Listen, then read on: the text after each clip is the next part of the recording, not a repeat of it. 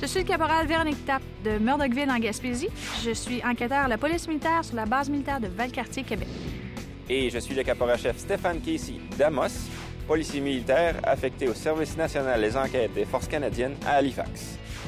Les policiers militaires s'engagent à faire respecter les lois canadiennes et le code de conduite militaire. Ils servent une collectivité de 90 000 membres de la force régulière et de la réserve, soldats, aviateurs, marins, peu importe où ils sont affectés ou déployés. On intervient dans une foule de domaines. Cybersécurité, surveillance de quai, sécurité des missions diplomatiques à l'étranger. La police militaire canadienne joue un rôle essentiel, qu'il soit question d'enquête à la suite d'une dispute familiale ou d'un cambriolage, ou du traitement et transport des détenus en zone de combat. Quand j'ai été déployé en 2007-2008, nos tâches étaient vraiment différentes et c'était d'enseigner la police locale comment accomplir leurs tâches et devenir une force de police plus professionnelle. Il y a toute l'implication qui est plus valorisante, par exemple, quand on travaille avec la police afghane, l'armée afghane. Puis à ces endroits-là, on fait des patrouilles, on rentre dans les villages, on communique avec les gens, on participe à la construction des routes et tout ça. Les policiers, on n'est pas juste là pour jouer au gros bras, on est là, cœur et âme, dans ce qu'on fait. C'est ma plus grosse fierté. Il y a beaucoup d'opportunités. Tu peux rentrer, comme je disais, à la base, tu as 3 cellules différentes que tu peux travailler comme police militaire. Tu peux travailler dans une unité de patrouille, en véhicule, on applique le code de la route, on prend des dossiers, on répond aux appels. Je peux être aux enquêtes générales, je peux être aux enquêtes nationales, comme je suis présentement. Sous les enquêtes nationales, il y a eu l'ouverture pour le service de polygraphe, le service d'enquêteur de la drogue, le service de technicien support. Ça inclut la surveillance, les crimes informatiques, surveillance Internet. Le métier offre d'excellentes possibilités d'affectation spéciale.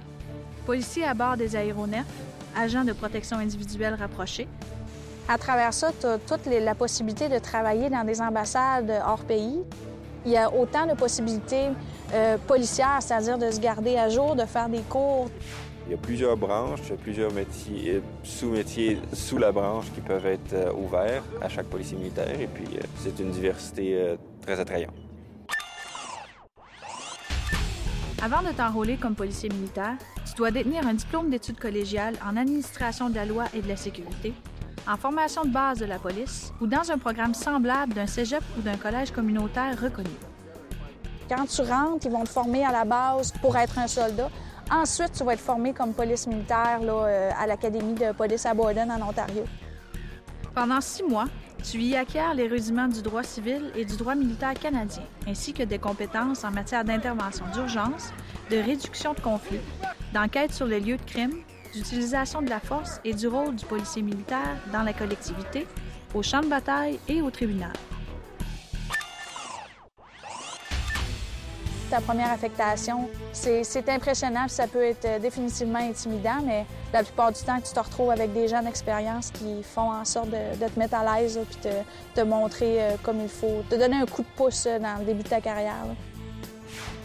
Tu passes ta première année au sein d'un détachement de la police militaire sur une base des Forces canadiennes au Canada.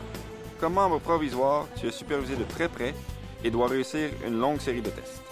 En général, t'es pas laissé à toi-même. T'es toujours bien encadré quand tu arrives.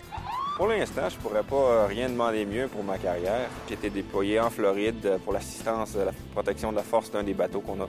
Peut-être un mois plus tard, j'ai été déployé au Liban avec l'évacuation des 50 000 Canadiens qu'il y a eu. Et puis, peu de temps après, en janvier 2007, j'ai été informé que j'allais aller en Afghanistan. En seulement 2 ans, sur le terrain, au tribunal ou en déploiement, tu assimiles un vaste éventail de compétences que tu n'aurais probablement pas obtenues comme membre junior d'un corps policier civil. Dans les forces, on peut progresser très rapidement. Et puis, non seulement de progresser, mais il y a toujours des opportunités d'aller sur des cours et d'ouvrir ses connaissances personnelles.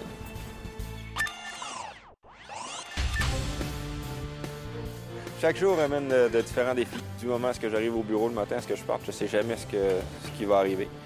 On peut être déployé très vite et dans des cas très différents. Tout ce que je peux dire, c'est que jusqu'à maintenant, j'ai jamais été déçu avec tout ce qui s'est passé dans le métier. J'espère que ça va rester comme ça dans le futur. J'avais tellement entendu parler du sentiment de fraternité qui règne dans les forces que ça m'intéressait beaucoup de travailler dans cet environnement-là. Puis en plus de joindre le côté G.I. Jane à mon métier que j'adore, la police. Alors, j'avais comme un jackpot avec tout ça, là.